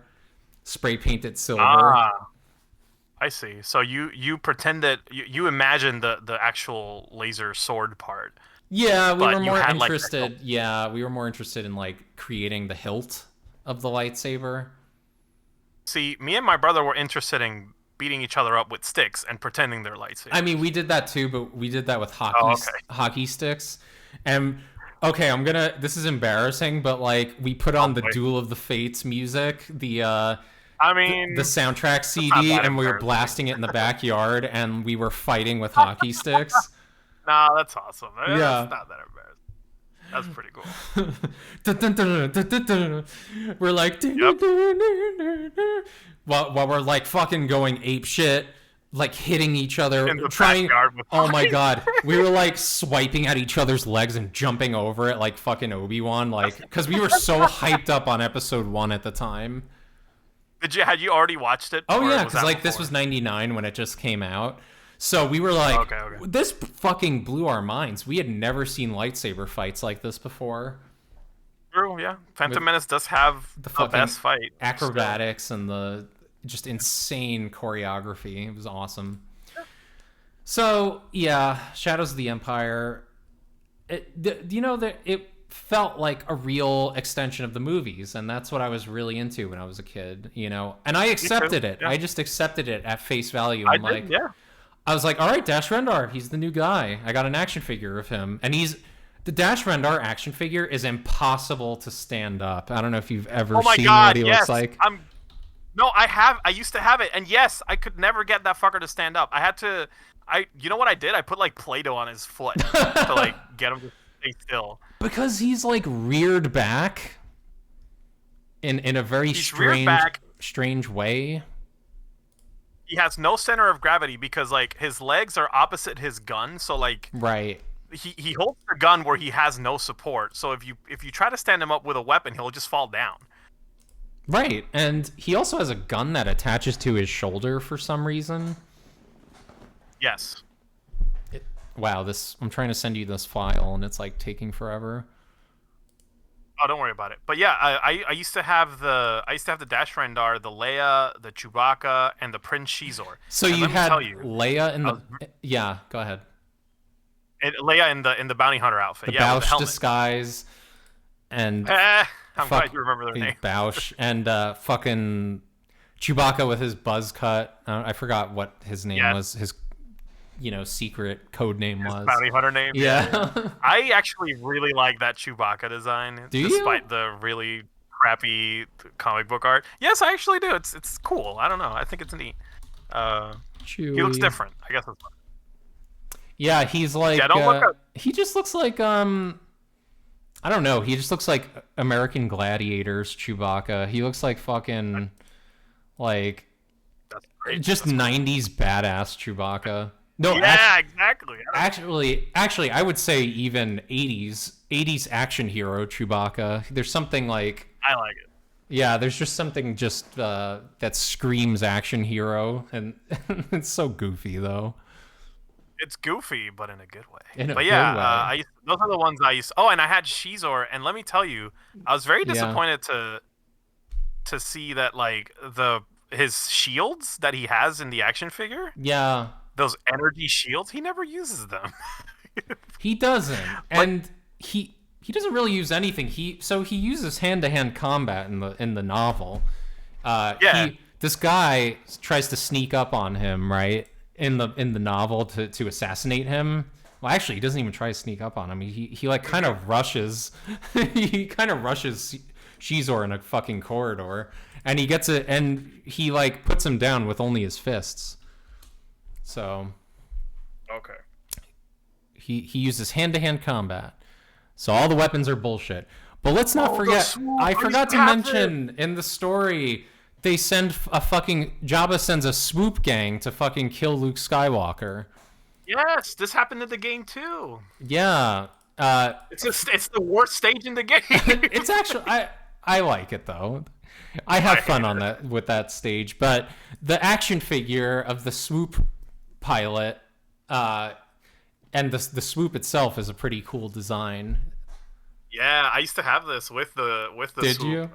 That's awesome. I did lose the bullet, I guess, the little the plastic, missile, yeah.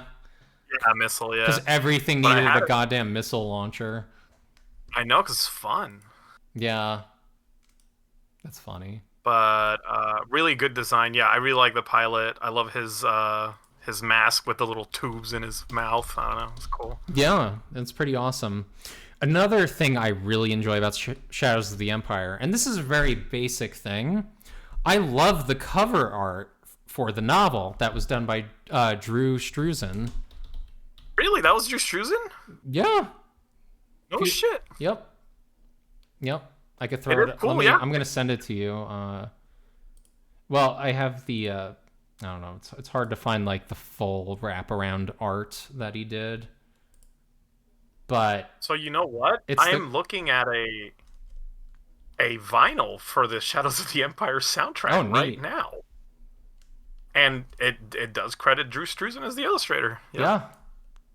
You're right. Here, let me send you this because it's being a bitch. But yeah, no, it's a cool what do you call it? Kind of painting where he kind of framed everything around the sun. If you look at it, Yeah. and Luke is on the side, but he, and on the actual book cover, he's the focus. Not on the painting, he's not. But it's pretty neat. I don't know, and he kind of and he did a good job illustrating Shizor and everything, and so I like. Yeah. It's a very strong cover. I like it. Also, I do appreciate Shizor looking like a person who would be in a movie. right. He looks more realistic instead of like I'm weird lizard man with like Yeah, exactly. accordion neck. They do get it wrong sometimes. They do It looks give kind him, of bad. they do give him accordion neck sometimes. But can I just say I'm a fan of Luke Skywalker wearing his battle vest. It's like Yeah. but it's just like literally a fishing vest, but it just I don't know, it was a cool thing. And I hate that there's not a figure of him wearing this. No, you're right. I don't know why the Luke Shadows of the Empire figure was just him in disguise too, instead of this one. Right. It should have been this was one with weird. and then included him with the green lightsaber. Yep. It's basically his Return of the Jedi outfit, I guess, but with a what do you call it over it? A little different. I think it's a little different. Yeah, it might be. It kind of looks like he's wearing some kind of sweater under it. He's He going looks like fishing. I swear to God, it looks like he's going fishing in the mid '90s. That's what he's wearing. I don't know, but for some reason I don't know why. I think it's because it's like holy shit, we're seeing Luke wearing a different outfit. This is crazy. Yeah. You know what I mean? Oh my god. I don't know. Maybe I'm just easily impressed with Star Wars, and and I'm not. Highly impressionable by this time. Oh, we yeah. we were highly impressionable. We were literal fucking children. We didn't know any better. But yeah, I don't know. I really enjoyed Shadows of the Empire. This episode was fun. I liked getting through my main points that I enjoyed in the novel. Was there anything else that you liked about Shadows of the Empire? There's a lot I like. Like I said, I think the biggest thing is that it really does. Like back then, I liked it for the reasons you said. It just felt like new canon to the Star Wars. And to someone like me who actually rarely explored the expanded universe, this was my introduction to the expanded universe. Like the knowing that there's more beyond the movies was really cool for Yeah. young Jorge. And then now what I like about it now, even though like with all its faults, which there are a lot of, Yeah. I do appreciate it because it's like a timestamp of that era of Star Wars. Like Oh, the peak definitely. of my obsession is embodied in Shadows of the Empire. For me too. I totally agree with that. Shadows of the Empire and the Star Wars Special Edition trilogy will always Yep, be that place in they went time. hand in hand. Yeah, They that did. the special edition. As much as people didn't like the special edition, those are the definitive Star Wars movies for me because that's when I like obsessed over it. Those are the Yeah. ones I watched over and over. You wanted something funny mentioning the special edition, which I Oh agree my with god, you. let's I go. do agree with you. I they made changes that I kind of accept as canon now, like in each one. Like Oh, tell me, which ones do you consider canon? well, like I mean, everything they added to episode 4, I can't remember there being anything bad that they added to episode 4. I like the approach shot that they did with the X-wings. I thought that was pretty neat Oh, when I was a that's kid. neat. I liked the Mos Eisley approach, even if parts of it look janky today. Um, Yeah, they do. I don't like the Mos Eisley expanded stuff, yeah, I like the to be honest. Ronto. I'm a Ronto fan. You know when What is a Ronto? Please the help me. the thing that looks like an elephant mixed with the Brachiosaurus, the tall thing that the Oh, Jawas are yeah, riding. it goes like, oh, Yeah, the Jawa falls The and it goes, Jawa oh, falls off of it. wow. It was like Utini. Yes, so That thing they say. Untini. By the way, I love Jawas. They're some of my favorite, I was gonna say, I maybe bet. my favorite species Okay, in Star Wars. I was rewatching an episode of Book of Boba Fett where the Mandalorian comes in and he gets his new ship, and they were talking to the Oh God. Jawas, and I was like, huh. I was thinking about you, and I was like, oh yeah, I bet Jorge relates to Jawas. I bet because they're little Yeah, guys. funny little guys. Yes, yes, exactly. They're mischievous. They're funny little guys, and they'll fuck you up if you look the other way. They'll steal your shit for real.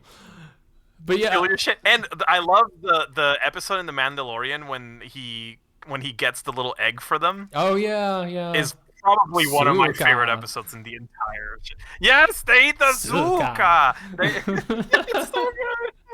They just fucking eat it Anyway, raw. They just cut the top off and just start slurping that I know shit. it's a delicacy. It's their favorite fucking shit. The fucking hair egg. But yeah. Oh god. But yeah, Shadows of the Empire has like a special place in my heart, forever and always. I feel like Yes, and I that and Rogue Squadron, like the all the N64 games on for Star Wars were great. Like they were all bangers. so okay, I remember what I was gonna say. So this must have been this was recently. I was bringing up the musical sequence from Return of the Jedi to my wife, and I Oh my was like, god. we were like making dinner, and I was like singing it, but I was singing it with like the lyrics that I made up for it. So the part uh when I was a kid, my cousin and I would sing "Say Hello to the Monkey Face" because that's what it sounds like they're saying My in the god. song. They're like, "Say hello to the monkey face." Oh my god. And then I hate it. fucking Joe Yowza shows up, and I'm like, oh yeah, there he is, there's the monkey face, and then he screams in the camera, and you gotta see his uvula Yeah. because he's CG, and you Yeah. just gotta see his uvula. Joe Yowza, that's his name? Yeah, we went over this in one of our other Oh, we videos. did. I just know him as the uvula guy because I don't know. That's Because when George was like, "It'll be funny. Do it, please. Put it. Let me see his uvula, please. I really think in this scene we gotta see his uvula. Make it wiggle a little bit more." Yeah, there you go. Yeah, we Yeah, really. yep. This is really important to the story. This is what I originally envisioned. Oh my god. And also you gotta make them sing. You gotta make them sing "Say Hello to the Monkey Face" because he is the monkey face, and he comes up right up to you. Do you consider that part? Do you consider that part canon? Yes. I Oh, love no. it. I want more of it. Delete it. Delete this. Like, Pick your poison. Pick Uvula Man or DSL Alien. What's DSL Alien? Oh my god. Wait. The alien with the lips. Oh.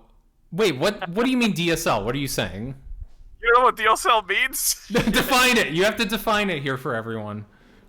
Dick.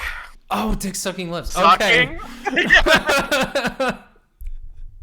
She does not have that. Just because it's an enticing tube doesn't mean it's a tube, and it's at the end of it are lips. What else does she do? Yeah, it's an instant jack off machine. Like, okay. All right, fine. Oh my god. You know what? I'll pick Monkey Man over this. All right, good. Like, I don't. Cy Snoodles is okay, but they should have kept her as a puppet. I don't like her as a CG monstrosity. The puppet was cute. Yeah, I thought the puppet was cute. I don't know why. No, it worked. It worked. They got shit on the puppets. It worked. They could have. They shit on her. They shit on Yoda. They shit on the lady with the fat lady with the 6 tits. Hey, yeah, what the fuck? Because we need a fat lady with 6 tits. Well, I don't.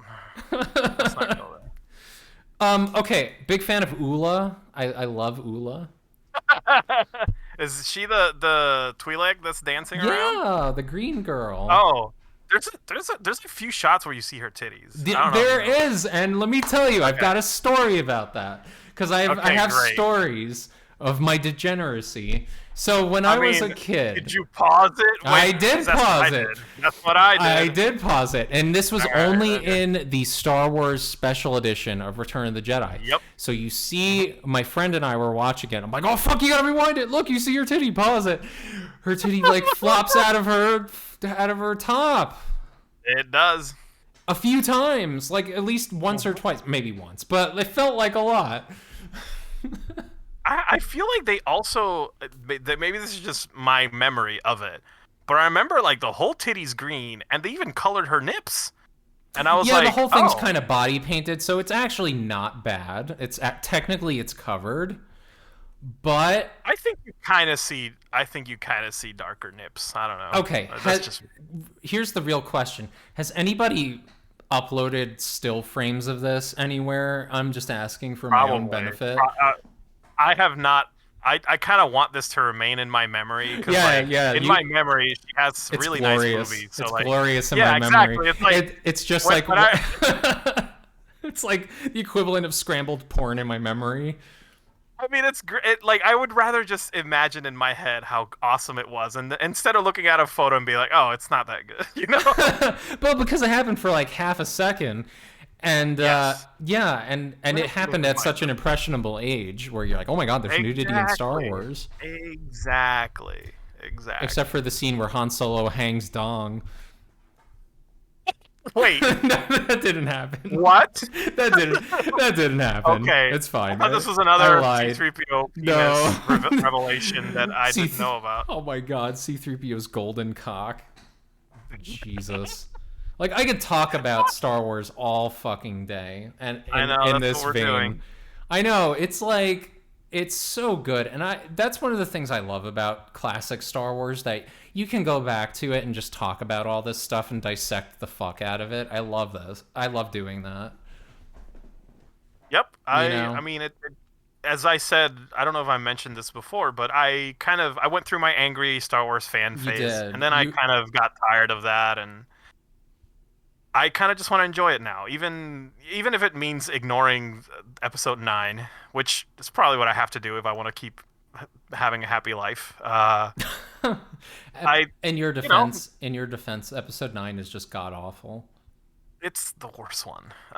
So is it? Attack of the Clones is pretty bad. Attack of the Clones is very bad. I don't like that there's like Attack of the Clones apologists now. Well, there's people who grew up with that. I know, but that's not an excuse. It sucks. I mean, like, I'm gonna defend Episode 1 because Episode 1's good. Like, Episode 2 is just a non-movie. That's what I'll describe it as. I think I'll. This is my defense of Attack of the Clones. I think when people like Attack of the Clones, what they actually like is like it's kind of like what we're doing right now. We love Shadows of the Empire because it's supplemental to Star Wars, Sure. and we love what it adds to it. And I feel like to some people, the Clone Wars TV show was their Shadows of the Empire. Like it enhanced the movies for Right. them. It made them better. So I think when people say they like Attack of the Clones, I think what they really mean is they were really big fans of the Clone Wars TV show. Yeah, and that's valid. I mean, I've you've told me that the Clone Wars series is good.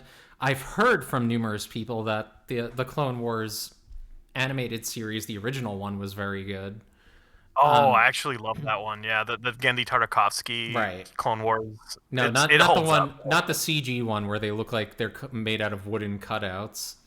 Oh my god, oh my god, yeah. The first few seasons of that show is rough, but there are good episodes Oh yeah. in Clone. I would say about half of them are like extremely good episodes. The Wow. rest of them are like Saturday morning cartoon shit. But you know, it Yeah, for and what it is. they tried to It's do like pretty. that old timey announcer in the beginning.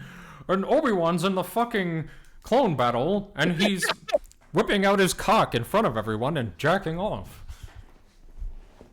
Right? Obi-Wan, don't do it. No. Oh my god, Obi-Wan has Obi-Wan has become Harvey Weinstein. Stop! Stop!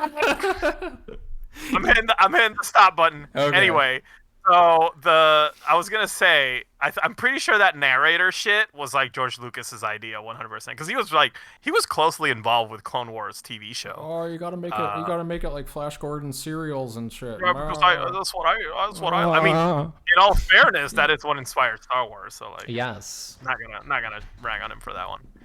Right. So, Shadows of the Empire. Have we said it all? Shadows, Have we? shitties, shat it. Shadows I of was the trying to make it clear. Empire is good also because I can delve into it endlessly. It is also a very, you know what I mean? Like, I feel like there's just so much to it.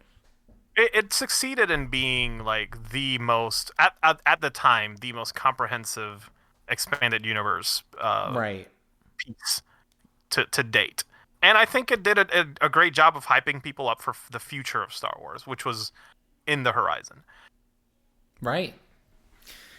So that was our episode on Shadows of the Empire, a pivotal Loved it. piece of fiction from our childhoods. Yeah.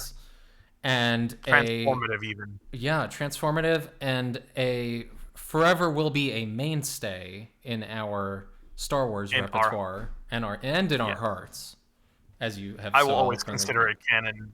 I don't care what Disney wants me to believe. You and me both. I will Yeah. never renounce Shadows of the Empire. It's Yep. fantastic. It's what Star Wars material, expanded universe material should be. And when I say expanded universe now, when I use that terminology, I'm referring to things outside the original trilogy or even the main film Yeah. series. So like I'll consider when I speak about the TV series, I'll be like, yeah, that's you know, what do you Totally. call it? Not expanded universe, the thing I just said Legend? that I can't remember. Oh. Supplemental material. I don't know. Oh, there you go. Yeah. Yeah.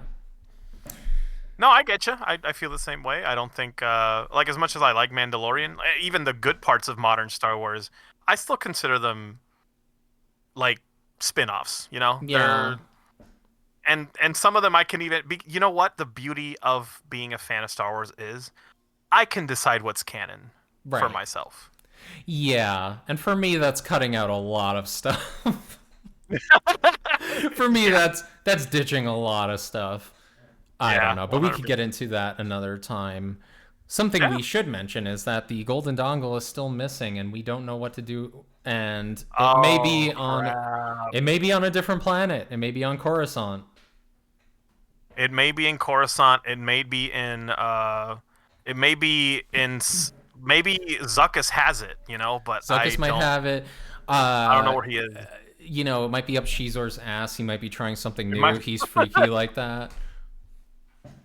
You know. He probably asked Guri to insert it completely professionally, of course. And she's like, I and then she's just like, yes, my master. Yes, Mas. Yeah, she totally has an accent. Whenever I heard her, they said she fuck didn't. that. Again, I decide what's canon. Yeah, Fuck okay. them. So she's got a what do you call it? Like a British accent or something. Yeah, a space accent. British space accent. So basically, she has Leia's accent from episode 4 when she has that strange British accent that she puts on. Oh yeah, and then she drops it. That's funny. Your foul stench when you were brought on board. Charming. So good. But yeah, okay, so here's another thing before we end it, before we cut this short. I was actually going to say one more thing too. Okay. My question to you, all right, you say the thing first that you came up with. Speaking of dialogue, one of my least favorite things about Shadows of the Empire was the dialogue. Oh, in the novel? Some of the characters, yeah, like, well, in everything, like especially in the comic, but like some of the dialogue, I just felt like the characters didn't sound like they themselves. You know what I mean? Don't. Like, Darth Vader said a few things that sounded not Darth Vader-y. Darth Vader especially is the one that suffered the most in this respect. There's a lot of cheese. Luke comes across as particularly cheesy in this story. His dialogue. He comes across as very whiny and like, I'm Luke Skywalker. You're making a mess. You're making a mess. Gotta slur those the end of mess. I always make fun of that because in Empire Strikes Back, he's like he slurs the end of it. He's like, you're making a myth, or lisps. He lisps it. Leave him alone. But anyway, yeah, and Leia too. I don't like her dialogue. I feel like some of her dialogue in the novel is more like stereotypical feminine, if that makes sense. Yeah, like obviously a male writer writing a woman kind of dialogue. Yeah. That kind of took me off a little bit too. Here, I'll say this: the dialogue comes across as stilted. Sometimes, yeah. Artificial and cheesy. Yeah, that's kind of like, if I had one major problem with Shadows of the Empire, it's that. Yeah, it does come across that way sometimes. I was just gonna mention, because we were talking about, because this book is so damn sexual. Do you think? Oh my god! Especially all this she's or Leia stuff. Do you think you have to think like, man, they're probably having like weird orgies in Star Wars and stuff, and they don't even talk about that. Coruscant all the fucking time. Like, oh shit, man, I brought in the tentacle monster. Who's ready? Yeah, it's like, and they're probably called like squiddy bums. And it's like, yeah, here's squiddy bums. He's gonna show up to the party. What? No shit, I gotta go. We brought in this special species called the squiddy fuckums, and it's like, oh crap, it's a party. Like, it can pound 20 humanoids as long as they have orifices. Let's fucking go. And yeah, it would just be like an orgy where one tentacle monster is just like slurping up everybody else, Right. This 100% happens in Coruscant. Right, like, I'm surprised. All right, we got to do an episode where we delve into the dark side of Star Wars. I might invite Margot for that one, because she has questions. Yeah, she was telling me, like, does Prince Cheezor worry about STDs? And I'm like, you know what? That's a great question. Yeah, do they have space STDs? Do they have the space AIDS? They have to consider. And I was telling her, no, I'm pretty sure Cheezor, like, he asks his partners to do screening. Due diligence. Yeah, of course, and he's probably very clean. There's a one of my favorite trading cards is when he's taking a bath. Yeah. And Guri's just there, professionally looking. Yeah, that probably did something for you, that scene. You mean like now? Yes, it did. But yeah, it's a legit question. You have to ask these questions. I don't know if this actually exists, but I wonder if there are fan fictions out there where they explore all of this. You have to know it does. I know. Like, I wonder, and I've never explored that side of the Star Wars Nah, universe. me neither. Because you know, It's you all risk a lot of cringe. yeah, I mean, there's probably a lot featuring Twilight women and Oh because God. they're the hottest and fucking what's it called? Tentacle monsters, like the fucking thing from Rogue One that reads the dude's mind, the Borgullig or whatever it's called. I like how that's the Borgullig. one you thought of. You love that's what I thought of. The Yeah, Borgullig. like, Yeah. yep. It's a Because I fucking don't remember that thing. it's the you know what things definitely probably make an appearance in porn? The Rathtars. You remember the Rathtars from episode 7? The fucking bald dudes that roll around on the ship Han Solo was on, and they had Yes, tentacles. that one. Yeah. That's the one I was thinking of when you said tentacle monster. That's the one I thought of. No, I was thinking of Rogue One where there's the mind reading octopus thing. So you saw that and you went, "What else does it do?" This thing is a fuck machine. All right, that's a good place to end it. We had Sure. lots of fun in Shadows of the Empire.